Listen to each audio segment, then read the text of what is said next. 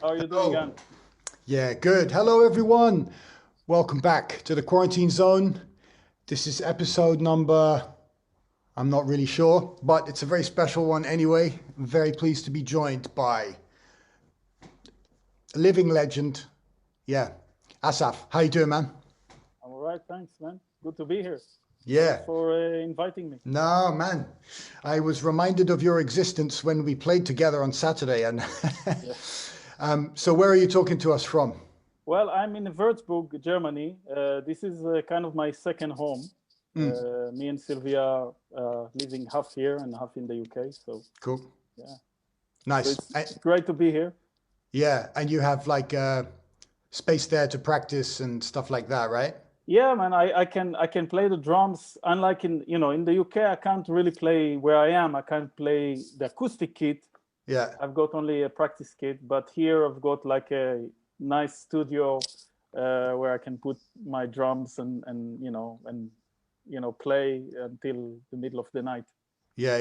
Yeah, So, have you ever played until the middle of the night? Do you ever keep any sort I of had, I yeah? had, but the trouble I'm afraid of the dark, so so I try to do the early morning. Yeah. Oh, that's funny, man. Hey, tell me, I was listening to a podcast recently. I think it was with Ben Monder and or someone. They were talking about Ben Monder maybe, and they were saying that once in everyone's life, they should try to practice for 24 hours without a break. Have you ever tried that? I've done half that. 12 hours I've done, but not 24. No, no.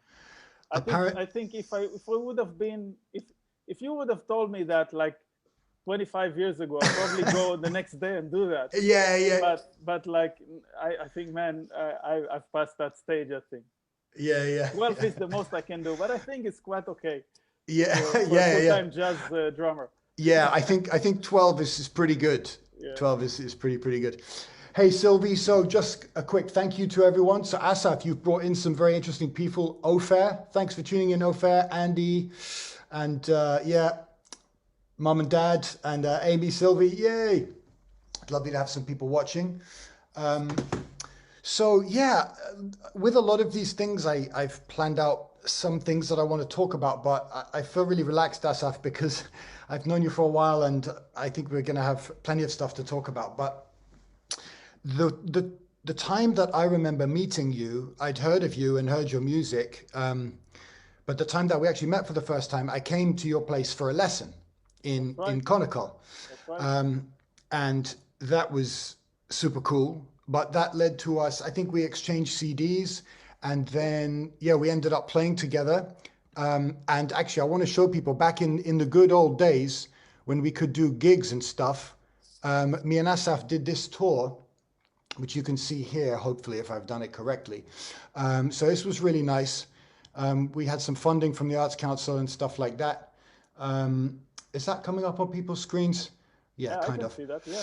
Cool.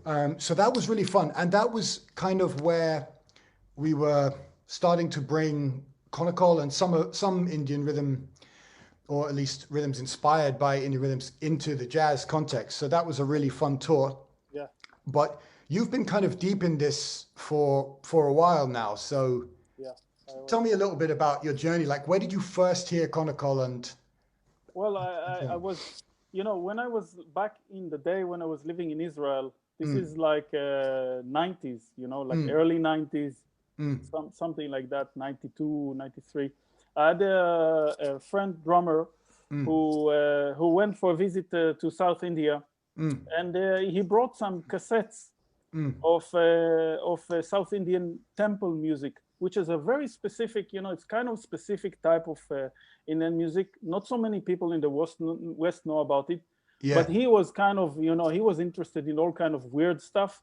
yeah, So he brought these cassettes, and I borrowed a few cassettes. Of course, yeah, he never saw them ever again yeah, because I listened to them. I was really, really blown away. yeah. It was, I mean, there was a few of them, but a particular one was a cassette with a solo of an instrument called the tavil, which Wow. is an amazing instrument, really very rarely used in the music that we see kind of online and in Yeah. the West in festivals and stuff Yeah. like that. Usually it's a drum that is very common to temple music, so very religious ceremonies, and also weddings, believe it or not. So I heard that drum, and I was just blown away. And the rhythms were so complex and so inspiring and so weird and so different than the rhythms I knew. Even coming from the Middle East, I've heard some some different kind of rhythms and music, but nothing like that. Yeah. So I remember I used to drive to gigs and rehearsals just only listening to this cassette until the cassette just torn apart. Yeah. And I still didn't understand anything that they were doing. Wow. Fast forward, and I was kind of, this led me to listen to more South Indian music. Yeah. That kind of South Indian temple music. They call it Okay. Tavil Nadaswaram. Yeah. Nadaswaram is the other double reed, very, very piercing sound, very loud, amazing instrument. So the Tavil Nadaswaram, I was really, I filled my listening time with this kind of music, and really fascinating. So fast forward, in 98 I left Israel. 99 I came to London, and I was trying to get some gigs to make a living, to pay the rent, like everyone else. So my mind was in other things, just trying to get work, and being on the scene, and going to jam session and going to people's houses with Dude, a baby truck. I would love to be there at the first jam session when Asaf says, hey guys, can I play with you? Yeah, okay, come on. It's like another terrible drummer getting up, and then just, oh shit, like this guy can play. But anyway, okay, so yeah, I mean, these were really interesting times for me, because I didn't have a car, so I and I didn't have any money. I was totally skinned, nothing. I came and I kind of living like a half favor from someone. I got somewhere to stay, and I didn't have any car. I didn't have a car, nothing, no motorcycle, no bicycle. So I went, I found this baby trolley. Yeah. I used to put my drums on it and just go to jam session rehearsals and sessions and what, you mean like a pram? A pram? Yeah, like a baby trolley. Yeah. Until one day, I used this so much in the tubes, night buses. So one wheel was kind of broken, so I had to kind of go on two wheels, on the side, like this. Yeah. Then I bought another proper trolley, and then I got a car. But anyway, fast forward, I got some gigs. I started to play. I started to know a few people. I met Gilad Atzmon, which I played a lot of gigs with, and then Matt, I met Tim. Tell me a little bit about that. So back then, you've told me some of the tours that you would do with Gilad would be many gigs. You were working kind of the whole year round. All the time, non-stop. We would get like a few days at home, and that's it. Every other week, something like that. I think we would do an average in the first years, an average of 150 gigs a year at least.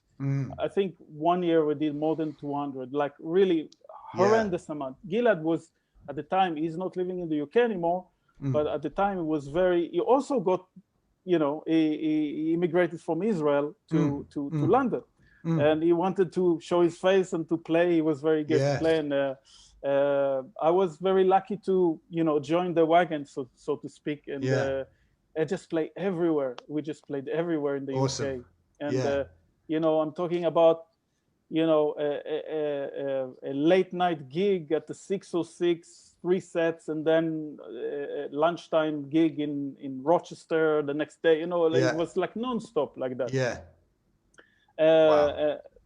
Basically, that's how I learned how to play jazz. Basically, just by doing it. But just by doing it, I didn't go to any college or university or anything. So it was just the gigs, man. It was just so much trial and error, so much doing the same mistakes again and again and again. And you know, I mean, you know, I know you asked about konnakol, but you know, if we double click on this for a second, so like I learned from that period of time what is the meaning of improvisation. And it's not playing the right notes on the right scale and the right rhythm in the right time and the right feeling. It's really being in a moment. And you know, it sounds a bit cliche what I'm saying, but when you play 200 gigs with the same material, it's not anymore about the notes. The notes are not there. They're like automatic pilots.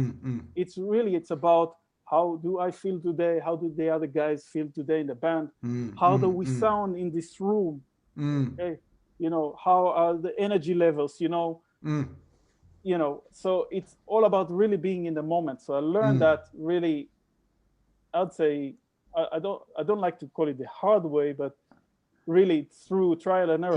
You didn't take any shortcuts. No shortcuts. We were doing the mileage, man. We were really doing the mileage. So around then you met Tim, you met Kirupa.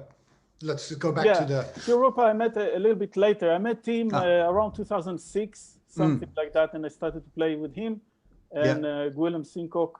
The Lighthouse album. So anyone who hasn't checked out that Lighthouse album on ACT Records, it's a really, really nice record with some really nice compositions by Gwilym and Tim, and you guys sound great on that. Space Junk, that's a tune.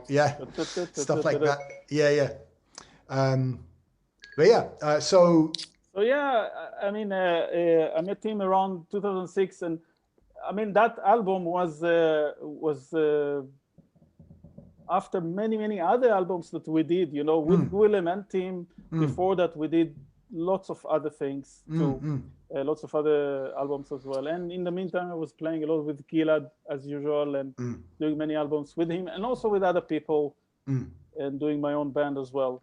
But anyway, at around, I'd say 2007, around 2007, I kind of rediscovered konnakol. You know, playing especially with people like Tim and Gwilym, and also other guys that I was playing it with at the moment. I felt I need to kind of upgrade my rhythmic thinking, because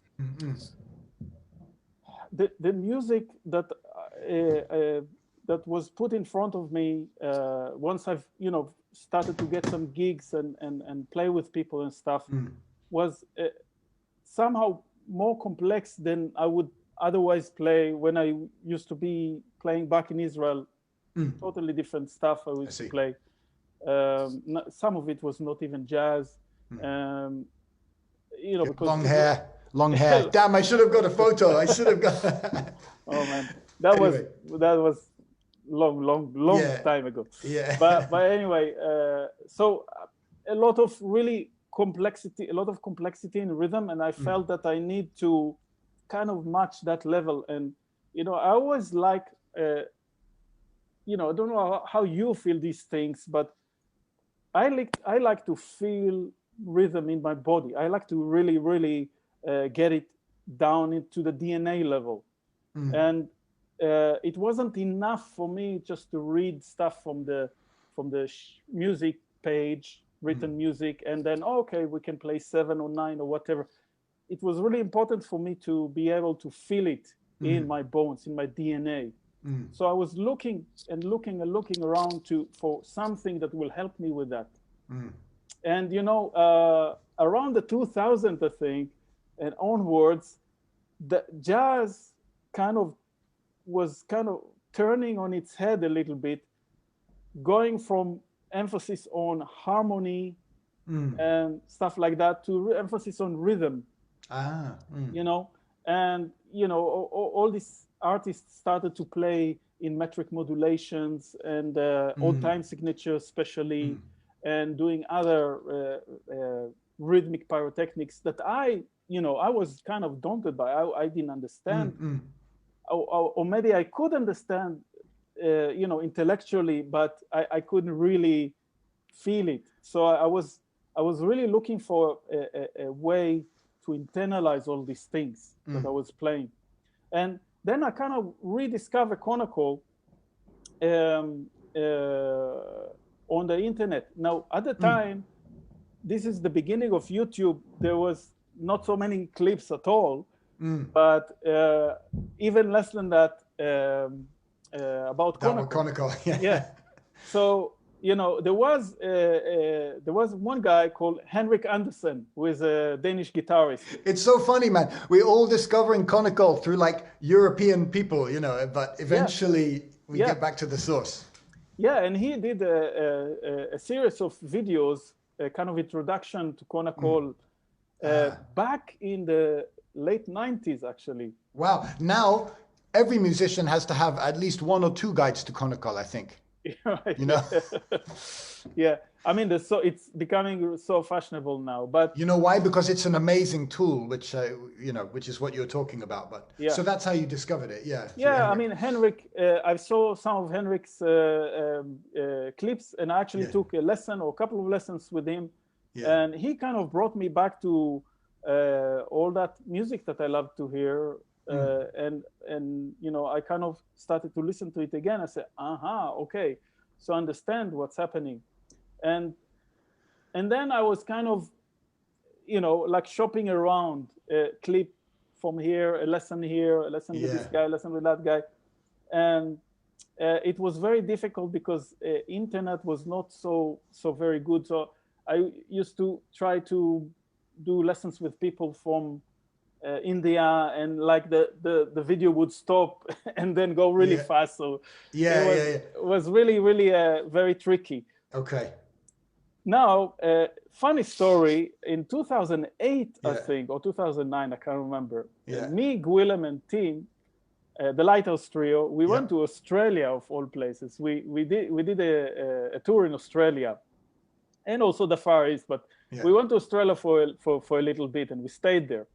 And somebody told me, because I was so interested, I was looking for people, somebody told me that there is this guy, Ravi Chandhira. And he lived somewhere not so far from where we were staying. We had like a couple of days off. And I called him up and I said, man, are you teaching konnakol? He said, yeah, of course, come and have a lesson. Yeah. And I went in Australia to have a konnakol lesson with this guy, and he was amazing. He showed me the real stuff, you know. Wow. It wasn't like a watered down, how to say, a westernized version of konnakol, which there are some people who do this kind of stuff. Some of it is great, but he showed me the real stuff. He had a mridangam on his laps, and he was showing me how he says and how he plays. And stuff, and I was so happy, and I came again to another lesson the day after, I think. And but then, okay, man, what do we do now? I'm going back to London. Yeah. So he said, listen, I'm a disciple of Kari Kudimani, who is, you know, one of the guys who was the best living mridangam players in the world. Kari Kudimani has another disciple in London. So he told me about this guy, Paramaswamy Kurupakaran, who became my teacher later on. Yeah. And he connected me with him. And when I came back to London around 2000, I don't know. It was, I think, 2009, 2010. I can't remember. Yeah. I got in touch with Kirupa. Paramaswamy Kurupakaran, and started to study with him, and that's really when it all kind of slotted into place where I really started to understand, and really he opened my mind to so much rhythm and so much music as well. And he was really kind to me, and you know, I was not like his other students, because most of his students were mridangam players, usually ranges from age 5 to age 14, you know.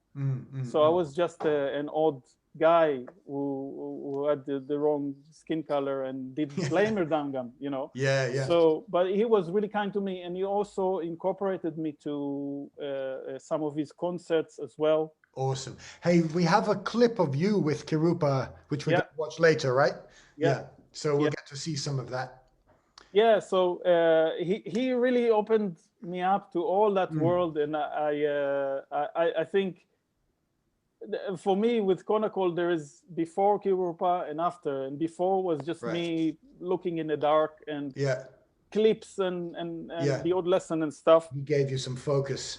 And he gave me a lot of focus and a lot of and that's really what I wanted. I wanted someone who is coming from the tradition. I wanted to start from zero. I wanted to start from where is this coming from. Okay, there's a lot of people out there. I mean, I'm not saying anything bad about them, you know. There's some amazing people who do all sorts of fusion of North Indian and South Indian and Western music with konnakol and stuff like that.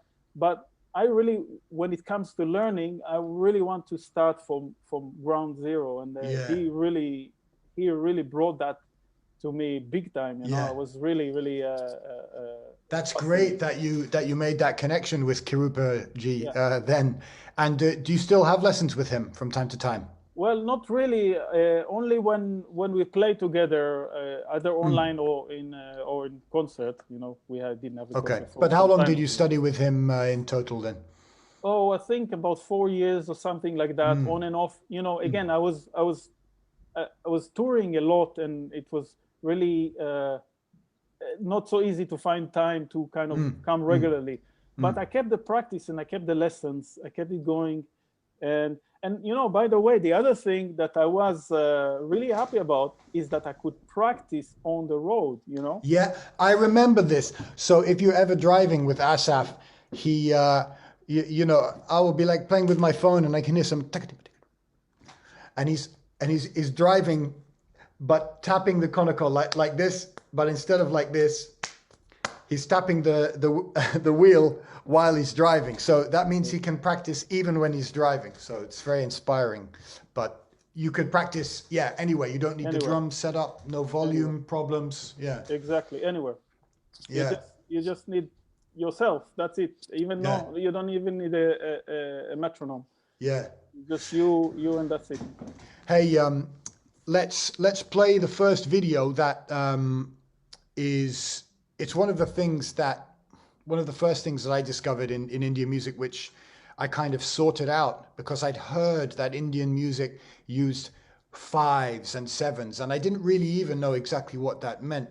So this piece is kind of it evolved out of an etude called Kanda Jati, which basically is all in kind of 5.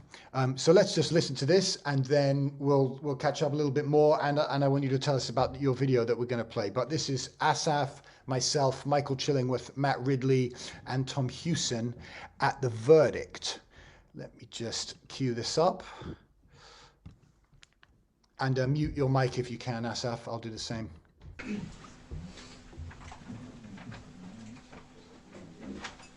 Tadum. Tadum, tadum.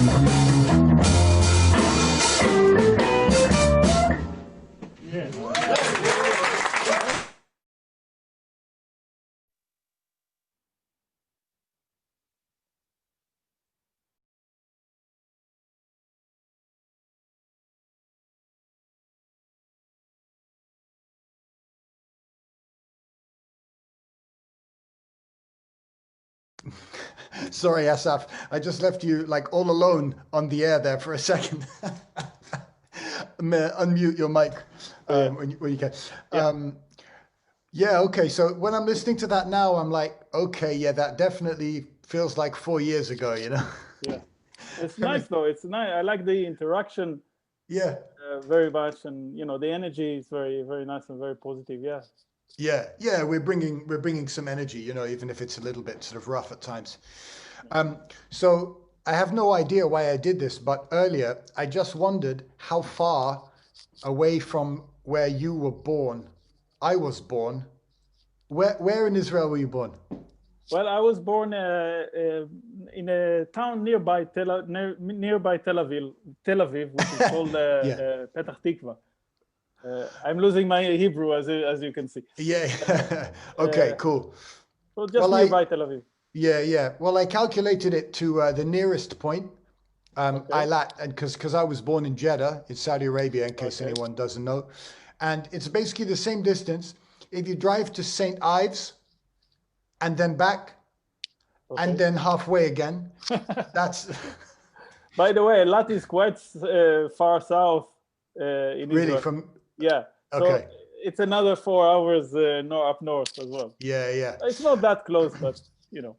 My geography of Israel is very poor. I basically know one place, which is Rehovot, because you have a song called Waltz for Rehovot that we played That's it, together. yeah.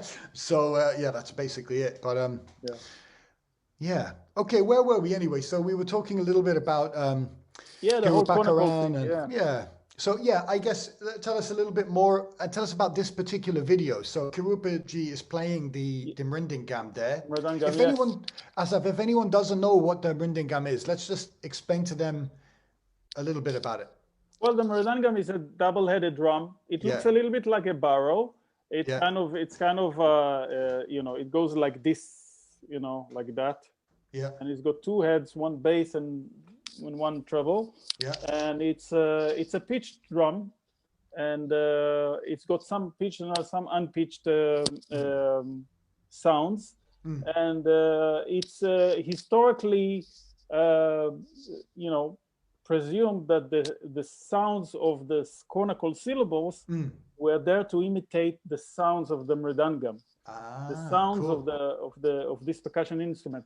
The mridangam is the oldest and the most I would say the most prevalent of all percussion instruments in South India, or definitely in a percussion ensemble. The mridangam guy is the boss. You know, you kind of look up to him. He gives you the compositions, the everything, and everything else is call and response to that, or a variation to that. You know, so cool. So like Kirupa, my teacher, is he's kind of a teacher and also an MD. So basically, every percussion ensemble, he has to MD it. He has to give the compositions. He has to lead it, basically. It's a leading percussion instrument. And, you know, the other guy, Prakash Ramachandra, he plays a gatam, which is a clay pot, okay? And Sita, he has to forgive me because I can't pronounce his whole name. It's quite long. Sita, we call him Sita. He's playing morsing, which is kind of so cool kind of thing. It's quite amazing. Yeah. By the way, the morsing is basically he does konnakol with his tongue back kind of bent backward. Yeah. And he's basically doing konnakol and doing that. And the sound that you hear is the combination of that instrument and the konnakol that he's actually saying.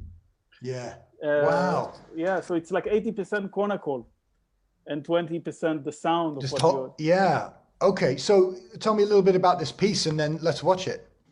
Well, this is something that in the beginning of the lockdown back in March, April, Kirupa told me, listen, I want to do something with you on it. So he sent me a video of his, you know, playing this long composition. Yeah. You know, about 5 minutes long. And I've learned it. And, you know, we made this video. Awesome. Okay, great. Let's check it out. Here we go. Yeah. Mute your mic.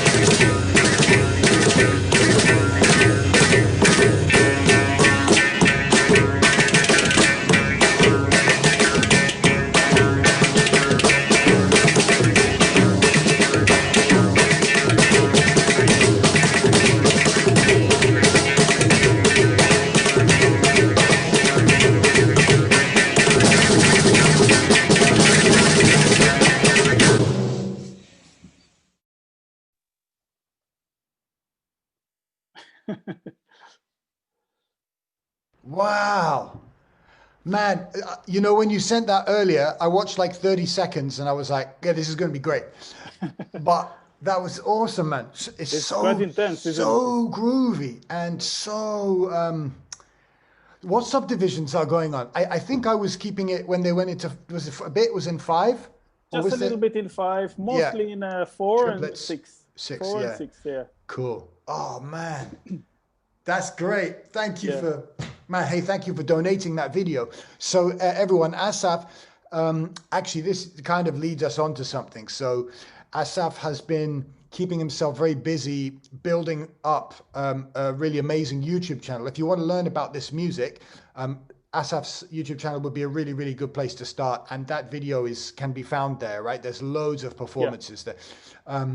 So yeah, tell me a little bit about the YouTube thing. Like, Yeah. But let me just preface it by saying that Asaf and Sylvie as well in recent years have kind of been, there are certain people that prop up the British regional jazz scene by just working so much. And as you heard, Asaf was doing that years ago with Gilad Atzmon and has continued to kind of do that with his own band, with your own band, Asaf. Yeah, I don't know, why did I start saying that? Yeah, because in March, then what do we do now? So what did you do? Well, a few things, you know, like everyone else, I was shocked by the situation, and I kind of went through a short period of kind of what do I do now? You know, my life and my livelihood and my living as well. Everything is just playing music. I mean, I am teaching more than I was before, but most of my life, since I was maybe 18 or 19, I was just on the road most of the time. So it was quite a shock for me. But, you know, earlier on when I started Konnakol, I was very keen to you know, to show people what it's about. Not that I knew much, but, you know, as far as I knew at the time. And I've made this YouTube channel back in 2008 or 2009 or something, just when I started. And I kind of did here and there some clips and stuff, but because I was mostly on the road, I didn't have much time. So I kind of neglected it. And I think it was 2 years ago or something, I added a few more videos and stuff. And during the lockdown, I said, okay, this is a great opportunity to continue where I left off. Yeah. Okay. Now, with the whole konnakol thing, it is really important for me to share it. And that's why I made this. And it's all there. It's for free. You know, it's like almost like a course, you can say. And I like to call this mastering rhythm with konnakol. So it's basically for musicians, Western musicians, or musicians from anywhere else who wants to improve their rhythm and their rhythmic sense and rhythmic feeling in their body and the rhythmic awareness in their mind. Because basically, when I started konnakol and I saw, it gave me so much, you know, it's such an amazing system, and it gave me so much. I mean, it's really transformed my rhythmic thinking and musical thinking upside down, you know, in the span of 6 months, basically. Those 6 months, I was just konnakol the whole time. I was every journey, you know, it's like sometimes like 7-8 hours in a day on transatlantic flights, on tours and konnakol the whole time. And it really, really transformed my rhythmic thinking. So it was really important for me to share that, because I felt so strongly that people can benefit from that. The other thing that I saw around looking for someone to show me how to learn this amazing system, there were a few shortcomings. So like, there were books. There are some books. At the time, there were much less. But at the time, now there are great books and stuff and videos and all that. And YouTube channels of great people who are doing great lessons and stuff. But at the time, it was either very pedagogic kind of terminology heavy books, which are very basically trying to homogenize the terminology of konnakol, which is something that I think is impossible to do, because India's too diverse, and diverse. As the music is too diverse as well, you can't, you know. It's too diverse. There are too many languages. There are too many schools. And add to that, trying to translate to English spelling to every, you know, you have like 4 spellings for every term, and, you know, try to homogenize. The funniest one is when the phrase finishes, ta-da, ta-da. You know, and each school has a little bit of different spelling for the and pronunciation for the syllables and chords, the beats and the subdivision a little bit different. It's like a kind of worms. You don't get. So from one side you would get the books, which would kind of, you know, what is this, you know, it's like too complicated. And from the other side you've got amazing practitioners of konnakol who would not really slow it down and break it down for you. They just like this and repeat after me.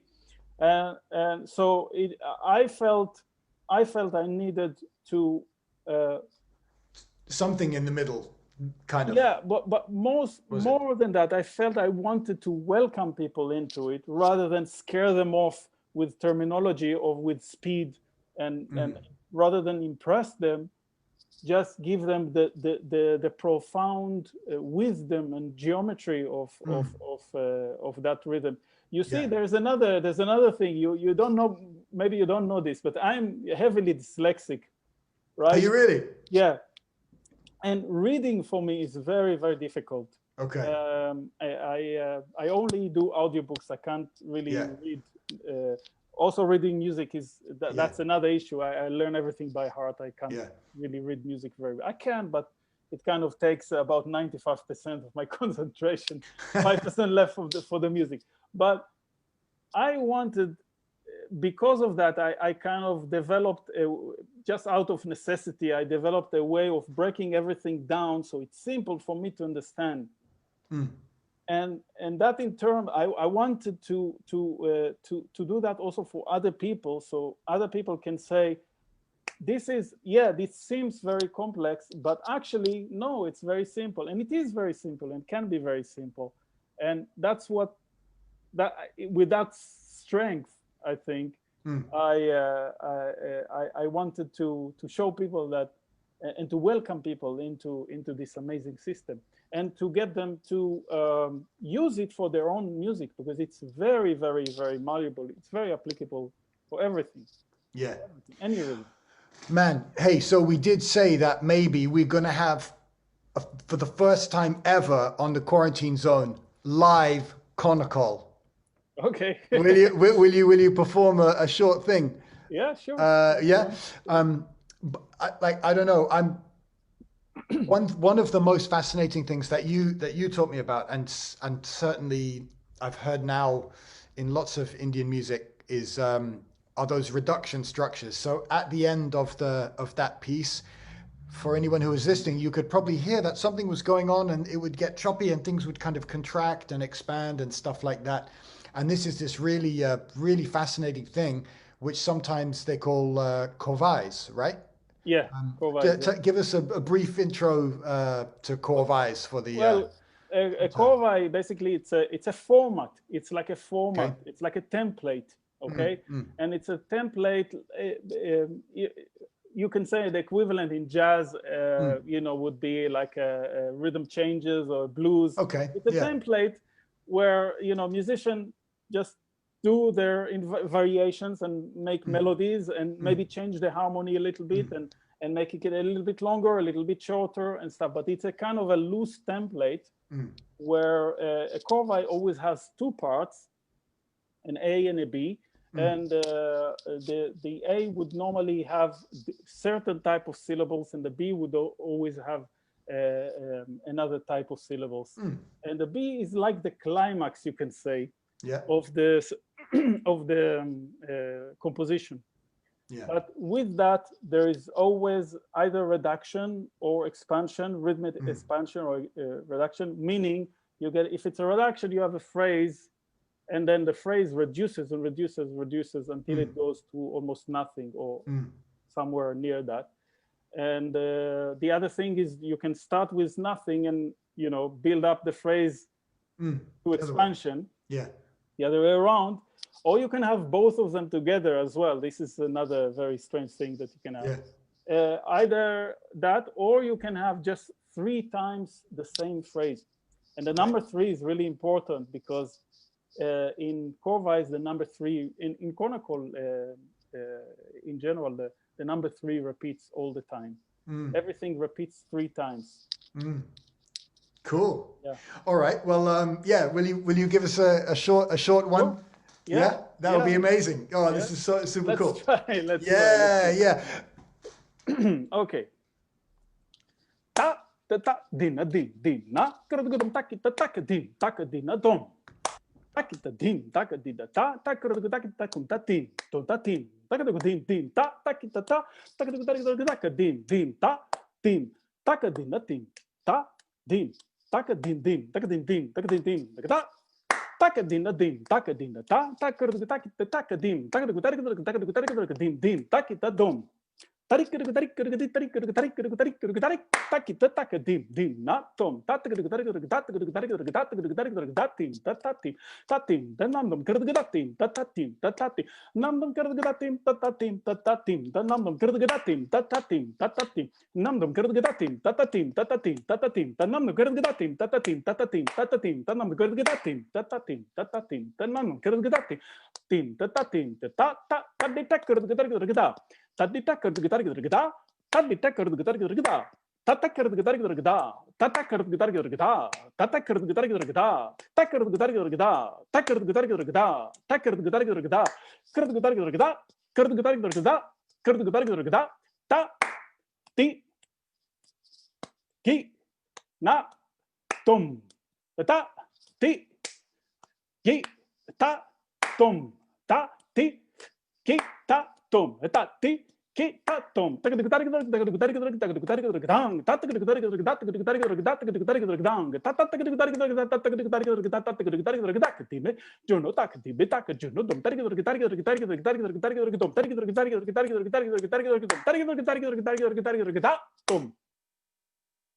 Woo! Oh, that was killing, man. Yes. Just sounds amazing. Thank you, Asaf, man. Cool. That's so cool, man. That's so cool. That's cooler than anything I've ever said in any of these things. So I'm really grateful, man. So Asaf, normally I ask people who I'm talking to what they've been doing to stay sane during lockdown and what they're watching on Netflix. But, you know, for you, I know if there was like a konnakol streaming service, this is what you would be watching, or maybe you would be performing on it. But I know what I mean. You've just been busy. You really are an inspirational musician. Seriously, your dedication, which is so constant. You know, you've done so many different things. If we look a bit further back, Asaf had a band called The Inner Noise, which was Asaf on drums and church organ and sometimes guitar with like Mike Outram. Did Kit Downs play in that for a little bit with you? It was Steve Lauder. Steve Lauder. Yeah. Kit played with us a few times, yeah. Yeah. So, hey man, where can people hear that combo if they want to hear it? Is that on your website? Yeah, I mean, if they go to my Bandcamp page, it's all available there. The Inner Noise we did 3 albums, The Inner Noise, and also another album called We Are Falling. And the last album that we done, I think it was 2006 or something. That was The Song Within. Yeah. Awesome, man. But Asaf is completely prolific. Hey, so just before we play the final video, hey, can we meet Sylvie? Is Sylvie there? Can we bring Sylvie in just for a sec? Say hi. She's right. I don't know if she's listening or not. Sylvie, if you're hit Star Trek, she's saying. Yes, that's the Netflix option. Okay, great. Sylvie, if you're there, come and just say hi really quickly. So one of your more active projects, Asaf, like in the last couple of years has been Sylvie, Kevin Glasgow on the bass, and Frank Harrison. That's right. And you've recorded a number of albums, right? Yeah, we recorded 2 albums to date as now, and we've actually done the tour for the new. Well, it was a new album a few months ago, and the last gig, we were really lucky. The last gig we did in France, I think, the day before the lockdown. So we were really lucky to finish a tour. Hey man, Sylvie says, I am in a pajama. So that's all the more reason to come and say hi. That would be funny, but no worries, Sylvie. We respect your decency. So yeah, well, all that remains, Asaf, is for me to say thanks so much, man. You know, seriously. Thanks, man. Yeah, it was so nice to play at the 6. So anyone, if you want to hear, Asaf and I did a gig with Tim Garland and Jason Rebello at the 606 on Saturday. You can still stream that gig. It's not free. Not all music is free, obviously. Yeah, there she is. We love Sylvie. Wicked. How's it going, Sylvie? Yes. So this is, everyone, this is Asaf's amazing partner, Sylvie Bialas, and she's an amazing vocalist, waterphonist. What other ists does she do? What other ist are you doing? You're a waterphonist? Are you? You need I'm a waterphonist. I'm not a waterphonist. I don't hear him. Well, now hey. Yeah, this is quite cute, actually. Yeah, Sylvie, good to see you. I was just saying. So, in your band, you're singing, playing the waterphone, other cool toys, songwriting. Yeah, I mean, we compose, both of us. We always fight about 50-50 on our albums. Nice. And the website, Asaf, is the best place to get Bandcamp, as always, right? Yeah. And website, Sylvie, have you finished the book? Finished, man. You know how much work it is. Okay, I haven't finished, but okay, cool. We're going to send you a recipe. Sylvie's working on an amazing. Tell us about the book, just really quickly. Okay, I'm writing an interactive cookbook, and I'm featuring some more or less well-known musicians telling stories about cooking. And they gave me some wicked recipes. Awesome. And I'm gonna write everything together. It will be a huge piece of work, but it's getting there. Awesome. So people can follow Asaf and follow you, websites in all the usual places. Subscribe to Asaf on YouTube for loads more of those incredible videos like what we watched earlier. Anything else to add before we part? In that case, let's sign off. Hey, Martin, and everyone else, Rich, Alistair, thanks so much for tuning in. Jacques, Zoe, awesome. Steve, Andreas, thanks so much for hanging out with us.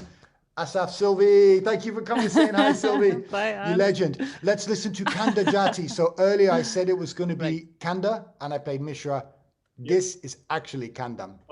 Nice one, Asaf. So good to see you, man, and good to play on Saturday. See you again soon, brother. Bye. Nice to see you, Sylvie. Bye.